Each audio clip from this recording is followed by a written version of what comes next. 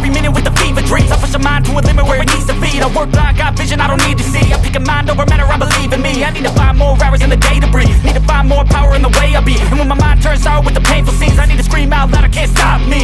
I wanna be the greatest like Rocky. You know I leave them all hating like a hobby. I'm out here making moves like a lobby. And if you ain't with me, it's your loss. See, I got my mind. अस्सलाम वालेकुम doctor Wheeler, दिस इज़ Mohammad Anas Mansoor. Welcome back to another owners review. और हमेशा की तरह आज का ओनर्स रिव्यू भी बहुत ही ज़्यादा स्पेशल है क्योंकि ये बड़ी यूनिक क्लासिक कार है टोयोटा मार्क 2 और इसकी एक सेपरेट ही फ़ैन फॉलोइंग है और बहुत ही ये गाड़ी पसंद की जाती है। हमारे साथ इस गाड़ी के ओनर सुहेब भुट्टा साहब मौजूद हैं जिन्होंने इस गाड़ी को मॉडिफाई किया है। सो फर्दर बातचीत उनसे करते हैं। सुहेब भाई कैसे हैं आप? जी अल्लाह का शुक्र, ठीक ठाक। आप सुनाइए। अल्हम्दुलिल्लाह मैं भी ठीक।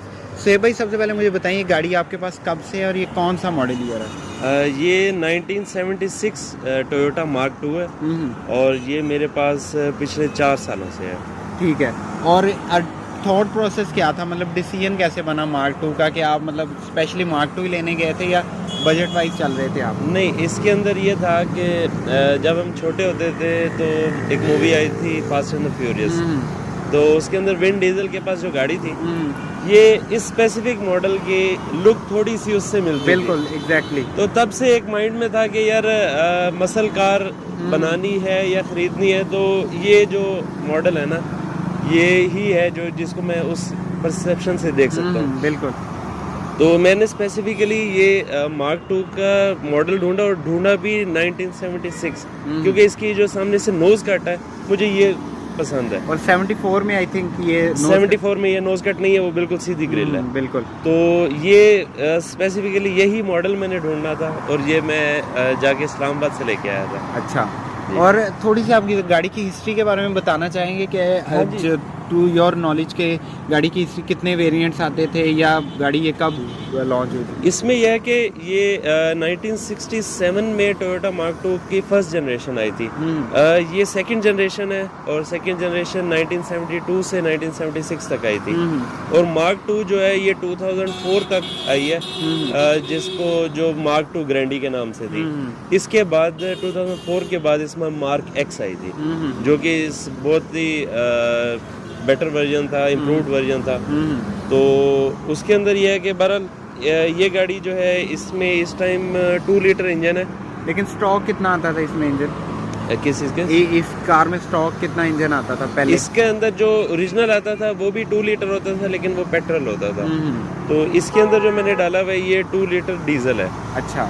और उसकी वजह ये है कि मेरे हिसाब में अगर इसमें पेट्रोल डालना चाहिए तो वो कम से कम 2500 सीसी होना चाहिए क्योंकि ये बहुत ही ज़्यादा हैवी वेट कार है और इसके अंदर डीजल इंजन में तो इतनी ताकत होती है कि वो इतना वेट उठा के ले चल सके, लेकिन पेट्रोल इंजन जो है वो लेस देन 2000 सीसी जो है वो इसके लिए कंपैटिबल नहीं होगा। जिस तरह आपने एक वो मसल कार वाली एक वो फील भी लेनी है, थ्रिल भी एंजॉय करना, तो उसके लिए फिर डीजल इंजन आपको बेस्ट है। डीजल इंजन बेसिकली तो इसलिए है कि इसका वेट कैरी कर सके।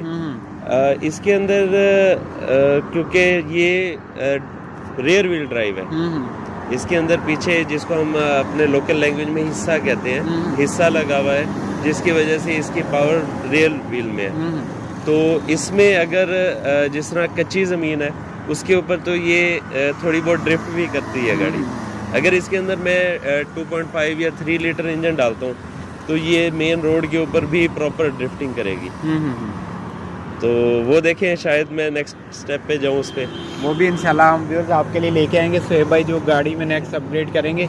अच्छा सुहेब भाई, इस इंजन के साथ आप इंजन की परफॉर्मेंस पावर वाइज आपको कैसी लगती है और फिर उसकी फ्यूल एफिशिएंसी कैसी है? डीजल इंजन की एक चीज़ बहुत अच्छी है कि ये फ्यूल एफिशिएंट होती है। ये 1 लीटर में ऑन एवरेज 16 किलोमीटर्स करती है विद इन सिटी। इसको तो मैं विद इन सिटी ही चलाता हूँ क्योंकि पुरानी गाड़ी का एक चीज़ होती है कि हम बहुत ज़्यादा रिलायबल नहीं होती, तो मैं इसके ऊपर अगर ट्रैवल करता हूँ तो with in the radius of 50 kilometre, ताकि अगर कभी, वैसे इसने कभी मुझे धोखा नहीं दिया जब से मेरे पास है सही चल रही है, लेकिन फिर भी एक ये है कि प्रिकॉशनरी मेजर में मैं इस पे लॉन्ग ट्रिप्स नहीं कर रहा। और फ्यूल एफिशिएंसी उस लिहाज से बहुत अच्छी है बहुत इस अच्छी गाड़ी है। से। जो आपकी मेरे ख्याल से वो अपने आपकी ड्राइव पे भी डिपेंड करता है और आप जिस तरह प्यार से चलाते हैं गाड़ी को उस लिहाज से। देखिए अब मेरे पास जो नॉर्मली डेली रूटीन में यूज़ करने वाली गाड़ी है वो किया पिकांटो है। अब वो मुझे एवरेज दे रही है 16 किलोमीटर के, और ये भी मुझे 16 किलोमीटर की एवरेज दे रही है। तो मुझे नहीं ऐसे महसूस होता कि यार कोई भी एवरेज का फ़र्क है। और पाकिस्तान में अब जिस तरह प्राइसेस हैं वो पेट्रोल और डीजल की तकरीबन सेम है। तकरीबन सेम है, इसमें सेम है, मतलब 5 रुपए अगर डीजल ज़्यादा है तो एवरेज भी तो अच्छी है इसकी। वो इतना कोई ज़्यादा मैटर नहीं कर रहा। वैसे प्राइसेस तो ज़्यादा लगती हैं, लेकिन जब हम अपनी डेली रूटीन कार को इसके साथ कंपेयर करें तो मुझे कोई फ़र्क नहीं लगता। अच्छा सोहेब भाई, इस गाड़ी के जो कूल चीज़ें होती हैं, की फीचर, ज़ाहिर है वो अब के ज़माने के लिहाज से नहीं हम देखेंगे, क्योंकि उस ज़माने में जो चीज़ें थी या जो आपको इस गाड़ी के इंटीरियर एक्सटीरियर में जो चीज़ें अच्छी लगती हैं। ये सबसे पहले तो जो ये इसकी लुक है, ये एक बहुत ही ज़्यादा एग्रेसिव लुक है। एग्जैक्टली। ठीक है, ये लुक अब भी हमें यहाँ पे किसी भी गाड़ियों में नहीं मिलती। बिल्कुल। इसी की अगर हम देखते हैं, इसकी थोड़ी सी लुक है GTO 79 की तरह की, जो ओरिजिनल मसल कार है। बिल्कुल। उसके अलावा डॉज के जो पुराने मॉडल्स है उसके भी इस तरह से लुक है। तो इसकी सबसे पहले तो लुक है जिसके पीछे हमें शौक है इस गाड़ी का। दूसरा, इसकी जो रेयर व्हील ड्राइव, पाकिस्तान में नॉर्मली रेयर व्हील ड्राइव नहीं मिलती गाड़ी। तो रेयर व्हील ड्राइव अब हाँ मार्क में अगर जाएंगे तो मार्क एक्स अगर अभी आप देखते हैं लेटेस्ट जो चल रही है वो भी रेयर व्हील है। और उसका क्योंकि एक अच्छा बड़ा इंजन है, उसमें 2500 और 2800 सीसी है, तो वो बहुत अच्छी ड्रिफ्टिंग करती है। तो इसमें देखेंगे अगर नेक्स्ट टाइम इंजन चेंज किया तो फिर ट्राई करूंगा ड्रिफ्टिंग इंशाल्लाह। अच्छा, इस गाड़ी की आपने मॉडिफाई की हुई है। इस सबसे पहले हम गाड़ी के पेंट से स्टार्ट करते हैं। इसका फैक्ट्री और बाय डिफ़ॉल्ट पेंट कौन सा था, आपने इस पे कलर कौन सा? ये गाड़ी 3 से 4 दफ़ा पेंट हो चुकी है। इसका जो डॉक्यूमेंट्स में कलर है वो कूल रेड ही है। उसके बाद ये डार्क ग्रीन हुई थी। उसके बाद मैंने इसको कराया था मैट ब्लैक। अब मैंने कहा इस दफ़ा थोड़ा सा इसके जो रजिस्ट्रेशन वाला कलर है वो भी हो जाए, लेकिन अपना शौक भी पूरा हो जाए। तो मैंने इसको 2 टोन में कराया था कि फ्रंट से लेके पिछले दरवाजे तक रेड है, छत से लेके बैक पूरी ब्लैक है, और प्लस एक ये ब्लैक स्ट्राइप इसके ऊपर डाली थी। तो ये मतलब कॉम्बिनेशन इस दफा कलर कॉम्बिनेशन माशाल्लाह बड़ा आपका यूनिक है। मैंने कुछ मंथ्स पहले आपकी देखी थी, तब वो मैट ब्लैक में थी टोटल। और वो मैट ब्लैक भी मैंने पेंट कराया था, जिसका लोग समझते थे कि वो रैप है। हाँ, मुझे वो दूर से मैंने देखी थी, रैप ही लग रहा था। वो पेंट ही था। वो मेरे एक बहुत पुराने पेंटर हैं, उनसे मैं इस तरह की जो भी चीज़ होती है ना करवाता हूँ, और वो उनकी भी मेहरबानी है कि वो मुझे जो मैं जैसे भी थॉट प्रोसेस हो उसके हिसाब से कर देते हैं। और इसमें ये मिरर्स बाय डिफ़ॉल्ट इस तरह आते थे या एक आता था? मिरर्स बाय डिफ़ॉल्ट इसके ऐसे नहीं थे। ये बेसिकली ये भी मैंने एक रावलपिंडी में जगह है सुल्तान की खूह, उधर से ये देखे थे फेंडर वाले मिरर्स। तो मैंने कहा यार ये लगाता हूँ, क्योंकि इसके अंदर ओरिजिनल यहाँ पर जगह नहीं है लगाने की। इसके जो ओरिजिनल होंगे वो भी इसी जगह के ही होंगे। तो ये एग्जैक्टली Mark II के नहीं है, लेकिन ये थे फेंडर मिरर्स, तो इस वजह से ये मैंने ऐड किया था। और एक्सटीरियर में और कौन सी मॉडिफिकेशन आपने की हैं, बम्पर वगैरह? और इसके अलावा इसके अंदर ये है कि फ्रंट को तो मैं कभी भी छेड़ना नहीं चाहूँगा, क्योंकि इसका फ्रंट जैसा है मुझे ऐसा ही पसंद है। बैक के अंदर मैंने इसकी थोड़ी सी मॉडिफिकेशन की थी। बैक लाइट्स, एक तो इसकी कोई अच्छी बैक लाइट्स नहीं मिल रही थी, वो मैंने खुद बनवाई थी। वो LED लाइट्स बनवाई थी। सेकेंडली इसकी जो डिग्गी है उसके ऊपर जो मैंने बनवाया था स्पॉइलर, वो ऊपर से एडिशनल नहीं लगा हुआ। जिस तरह से पुरानी क्लासिक मसल कार्स का ओरिजिनल होता है स्पॉइलर, उस तरह से मैंने इसकी डिग्गी और फेंडर्स उनको छोटा सा मॉडिफाई कराया था कि यार जस्ट वो एक लुक दे अच्छी स्पॉइलर वाली, दैट्स इट। उसके अलावा बॉडी के अंदर मैंने कुछ नहीं छेड़ा। और बैक लाइट्स आपकी माशाल्लाह बड़ी खूबसूरत है। वो आपने किस तरह तैयार करी? अगर हमारे व्यूअर्स के लिए अगर कोई तैयार करवाना चाहे तो उसका क्या प्रोसीजर? उसके अंदर मतलब मुल्तान में भी 1-2 लोग हैं जो ये लाइट्स बना रहे हैं। इसमें क्या होता है कि मैंने उसको पेपर पे स्केच दिया था कि मुझे इस तरीके से रिंग्स चाहिए, जो कि पार्किंग के ऊपर चले, और जब मैं ब्रेक दबाऊं तो उन्हीं रिंग्स के अंदर से ब्रेक चले, और इसी तरह जो लास्ट रिंग के अंदर होगा वो इंडिकेटर होगा। जो रिवर्स लाइट के लिए उसने स्ट्रेट स्ट्रिप दी थी वो उसका आइडिया था। तो इस तरह से हमने वो पेपर पे ड्रॉ किया और उसने मुझे बना के दिया। लेकिन उसमें एक फ्लॉ ज़रूर है कि अगर कोई वो लाइट बनवाता है तो उसका जो ऊपर शीट, मेन शीट लगी होती है ना, उसकी लाइफ थोड़ी है। मतलब आपको मैक्सिमम साल या 2 साल बाद उसके बाद उसकी शीट चेंज करानी पड़ेगी, तो वो एक एडिशनल कॉस्ट आएगी अगर इसके ऊपर होता है। और हमारे एक दोस्त ही हैं एलिस गराज वाले, वो आल्टो के ऊपर बहुत ज़्यादा अच्छी ये मॉडिफाइड ब्रेक लाइट्स बना रहे हैं। हाँ जी, ये उनका बल्कि उन्हीं से मैंने पूछा था कि ये किस तरीके से बनवाऊँ, तो बस उधर से ही आइडिया लेके मैंने ये फिर बैक लाइट्स बनवाई थी। और फ्रंट लाइट्स भी आपकी माशाल्लाह खूबसूरत है, ये स्टॉक नहीं है, इनमें भी आपने चेंजेस किए, उनके बारे में बताइए। फ्रंट लाइट इस तरह से है कि ये जो लाइट है वो बेसिकली फिएट ट्रैक्टर वाली लाइट है। अच्छा, वो उसका साइज और इसकी लाइट का साइज सेम है।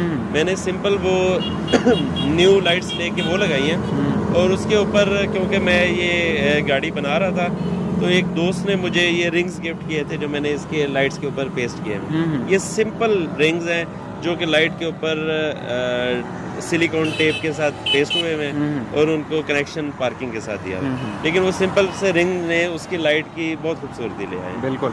और अब हम गाड़ी के टायर्स और रिम्स पे आ जाते हैं। ये भी स्टॉक साइज नहीं है, ये टायर प्रोफाइल क्या और रिम साइज और ये जो सारी डिटेल जी, ये 16 का रिम है, और इसके ऊपर जो टायर डला हुआ है ये जो सिविक एक्स जो 10th जनरेशन चल रही है उसके अंदर जो बाय डिफ़ॉल्ट कंपनी टायर देती है, ये वो वाला टायर है। अच्छा, और गाड़ी को आपने डाउन भी किया हुआ है या स्टॉक हाइट के ऊपर? नहीं, ये इस टाइम थोड़ी सी अप की थी। बेसिकली मैंने ये किया था कि फ्रंट से तो स्टॉक हाइट पर ही है, बैक से थोड़ी सी अप की थी, लेकिन वो अब मुझे लग रहा नहीं है वो ज़्यादा अप हो गई है। हाँ, वो तो मैं उसको दोबारा से डाउन करूँगा।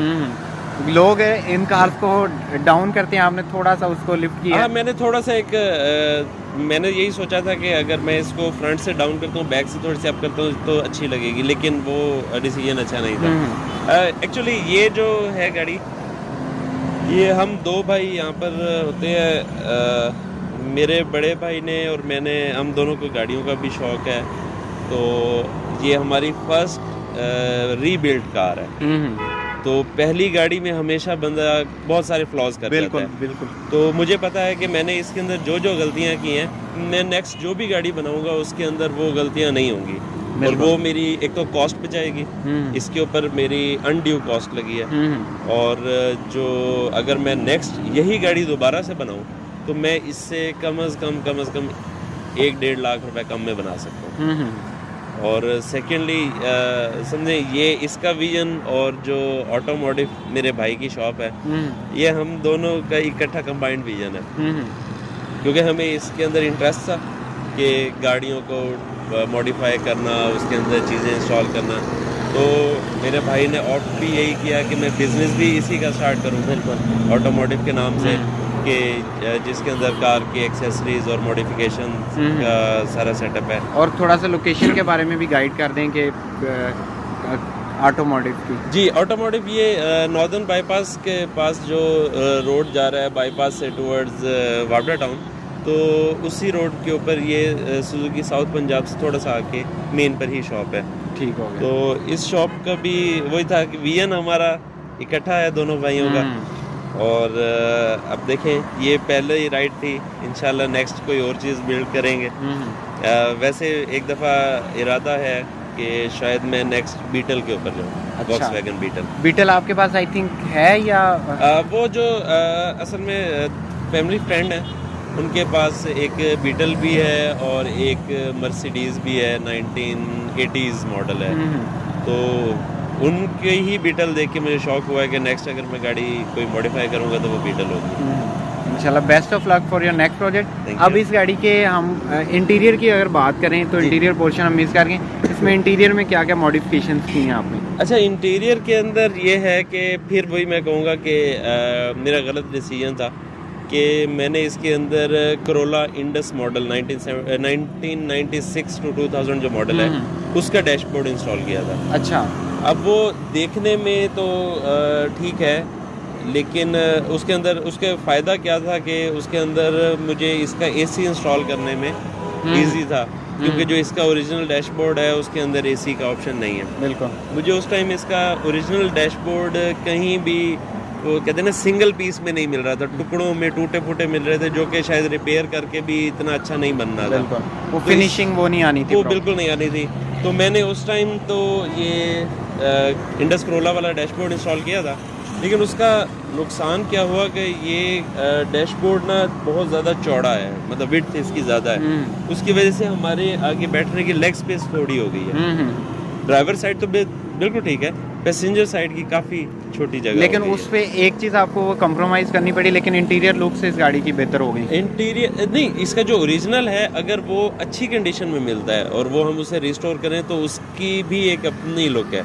मुझे वो बेसिकली पसंद है वो लुक, लेकिन मुझे उसके साथ का कोई अच्छा डैशबोर्ड उस टाइम मिला नहीं था। जब एक दफ़ा मैंने लगा दिया, सारा कुछ कर लिया, फिर मुझे मिला था तो मैंने कहा यार चलो नेक्स्ट टाइम फिर उसको ट्राई करूँगा। और सीट्स आपने चेंज की हुई है इसकी? नहीं, सीट्स इसकी ओरिजिनल है, और जो इसकी ओरिजिनल आई थी, इसका इवन जो नेक रेस्ट है, हेड रेस्ट जो है, वो भी एक यूनिक स्टाइल का ही है। हाँ बिल्कुल। तो वो इसका ओरिजिनल है, जस्ट मैंने इसकी कोशिश करवाई थी।